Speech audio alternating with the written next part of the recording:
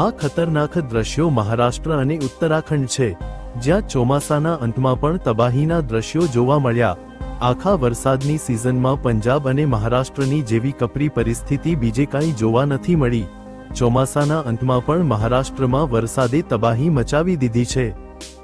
મહારાષ્ટ્રમાં ભારે વરસાદ, 3 લોકોના મોત, 120મી વધુ લોકોને બચાવાયા। છેલ્લા 24 કલાકમાં મહારાષ્ટ્રમાં ભારે વરસાદને કારણે 3 લોકોના મોત થયા। તે જ સમયે વરસાદ પછી ઘણા વિસ્તારોમાં પાણી ભરાઈ ગયા હતા, જેના કારણે અહીં ફસાયેલા 120 લોકોને બચાવી લેવામાં આવ્યા। સોમવારે મરાઠવાડાના 8 જિલ્લાઓમાંથી 5 જિલ્લામાં ભારે વરસાદ પડ્યો, જેમાં બીડમાં સૌથી વધુ 143.7 મીમી, ત્યારબાદ નાંદેડમાં 131.6 મીમી અને જાલનામાં 121.4 મીમી વરસાદ પડ્યો।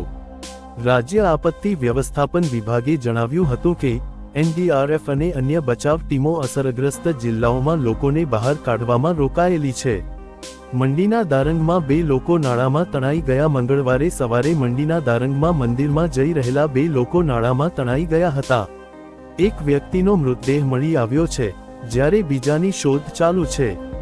છેલ્લા 24 કલાક દરમિયાન શિમલામાં 5.5 મીમી વરસાદ પડ્યો છે। નાગરોટા સુરિયામાં 5.3 ઇંચ, ભાટિયાટામાં 3.1 ઇંચ, સુંદરનગરમાં 2.3 ઇંચ, સ્લપપરમાં 2.2 ઇંચ, મંડીમાં 2.0 ઇંચ, કાંગડામાં 1.9 ઇંચ વરસાદ પડ્યો છે। મંગળવારે વહેલી સવારે ઉત્તરાખંડના દેહરાદૂનમાં અતિ ભારે વરસાદના કારણે તમસા, કાર્લીગઢ, ટોન્સ અને સહસ્ત્રધારા નદીઓમાં પાણીનું સ્તર વધ્યું। સહસ્ત્રધારા અને નજીકના વિસ્તારોમાં તપોવન, આઈટી પાર્ક, ગંગોરા, ગઢી કેન્ટ વિસ્તારો સહિત પાણીમાં ગરકાવ થયા અને ઘણા રસ્તાઓ ધોવાઈ ગયા હતા।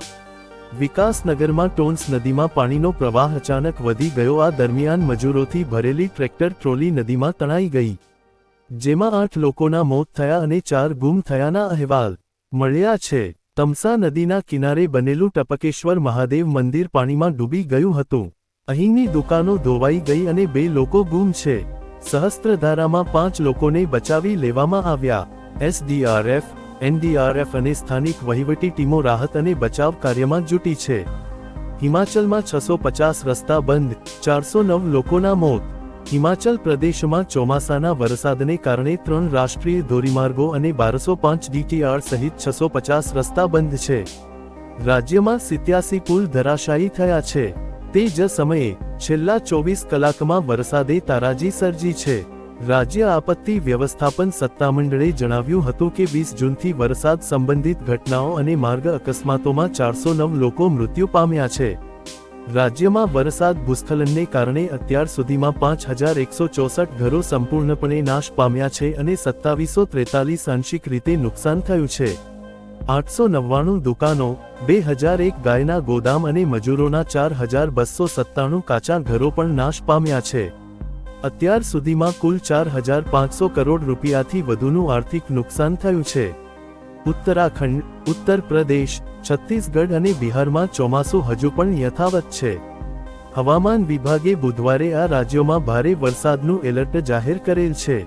જો કે રાજસ્થાન, ગુજરાત અને પંજાબમાંથી ચોમાસાએ વિદાય લેવાનું શરૂ કરી દીધું છે। મંગળવારે દહેરાદૂન અને ઉત્તરાખંડના અન્ય વિસ્તારોમાં વાદળ ફાટવાથી ભારે વિનાશ થયો હતો। વરસાદ અને આફતમાં 15 લોકોના મોત થયા હતા અને 16 લોકો હજુ પણ લાપતા છે। જ્યારે ગઈકાલે રાત્રે હિમાચલના ઘણા વિસ્તારોમાં ભારે વરસાદ પડ્યો। રાજ્યમાં આજે પણ વરસાદ ચાલુ રહેશે।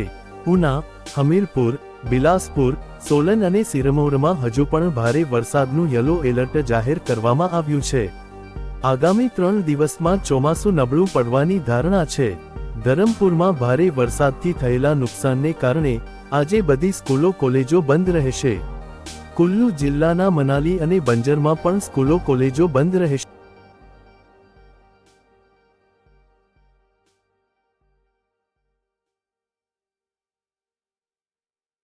આપની આસપાસની સમાચાર માટે સબસ્ક્રાઇબ કરો અમારી ચેનલને। ન્યૂઝ આસપાસ, હંમેશા આપનો સાથ।